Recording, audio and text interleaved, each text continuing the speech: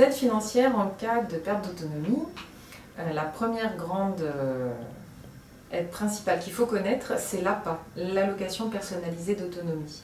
Elle s'adresse à toutes les personnes de plus de 60 ans, quel que soit leur niveau de revenu.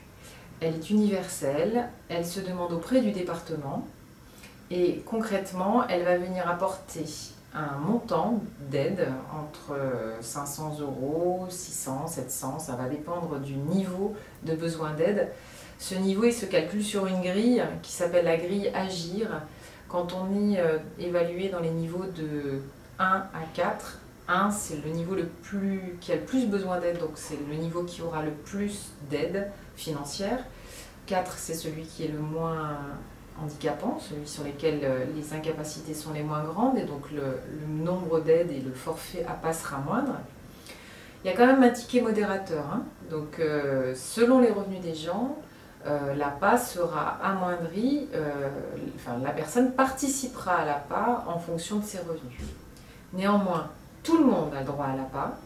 Il faut absolument la demander parce que même si vous avez beaucoup de revenus et que vous participez beaucoup à l'APA, néanmoins vous recevez quand même chez vous des professionnels qui vont faire une évaluation de votre situation à votre domicile, qui vont évaluer avec cette fameuse grille Agir quels sont vos niveaux de besoin et qui vont vous aider à partir de la somme d'argent qui vous sera allouée dans le cadre de l'APA à définir le réseau d'aide, donc à définir et à vous aider à savoir quel niveau d'aide il va falloir que vous preniez pour bien vivre et continuer de vivre à votre domicile.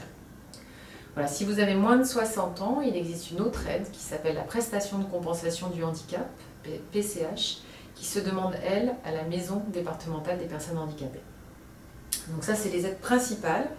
Il existe beaucoup d'autres aides qui peuvent être demandées auprès des caisses de retraite, auprès des mairies, auprès du département, auprès des mutuelles. Quand on rentre d'hospitalisation, quand on a besoin d'adapter son logement pour pouvoir mettre en place un système qui va permettre de continuer d'utiliser la salle de bain, de sécuriser la cuisine, de rendre la maison accessible. Donc ces aides-là, il faut les demander et les chercher notamment auprès des CLIC et auprès de tous ces centres d'action sociaux qui peuvent vous aider et vous orienter. Merci.